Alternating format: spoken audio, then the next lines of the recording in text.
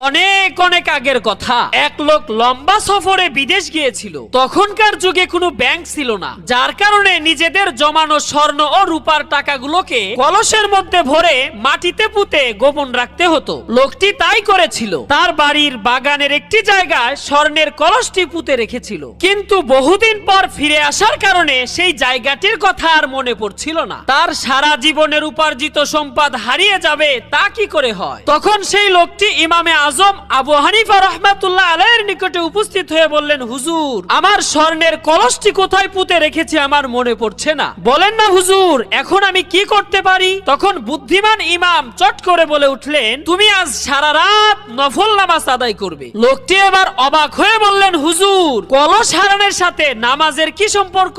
ইমাম আবু হানিফা বললেন, আমি যা বলছি তাই করো, এরপর সকালে এসে আমার কাছে ফলাফল বলবে। লোকটি নিরাশ মনেও আশাবাদী হয়ে ফিরে গেল। এশার নামাজের পর নফল নামাজ আদায় করতে শুরু করলো। কিন্তু কি আশ্চর্য, এক রাকাত শেষ হতে না হতেই সেই জায়গাটির কথা মনে পড়ে গেল। সুতরাং 2 রাকাত কোন রকমে শেষ করে কুদাল নিয়ে ছুটলো সেই জায়গার দিকে। অল্প কিছু খোদার পরেই স্বর্ণের সেই কলসটি বেরিয়ে এলো। সে যে কি খুশি, কারণ তার তো আর নামাজ পড়তে হইল না। এবার লোকটি আশ্চর্য হয়ে মনে মনে ভাবতে লাগলেন, নামাজের এত বড় ক্ষমতা! ফজরের নামাজ পড়েই সে ইমামের সাথে দেখা করে বলল, হুজুর, আপনি তো দারুণ প্রেসক্রিপশন দিয়েছেন, 1 রাকাত শেষ হতে না হতেই মনে পড়ে গেল। তখন ইমাম সাহেব বললেন, আমি জানতাম শয়তান তোমাকে সারা রাত নামাজ পড়তে দেবে না। তার মানে হচ্ছে শয়তান জরুরি জিনিস ভুলিয়ে দেয় যাতে মানুষের ক্ষতি হয়, আবার জরুরি জিনিস মনেও করিয়ে দেয় যদি তার দ্বারা মানুষের অনেক বড় ক্ষতি হয়। শয়তান অনেক সময় মানুষের উপকার করে,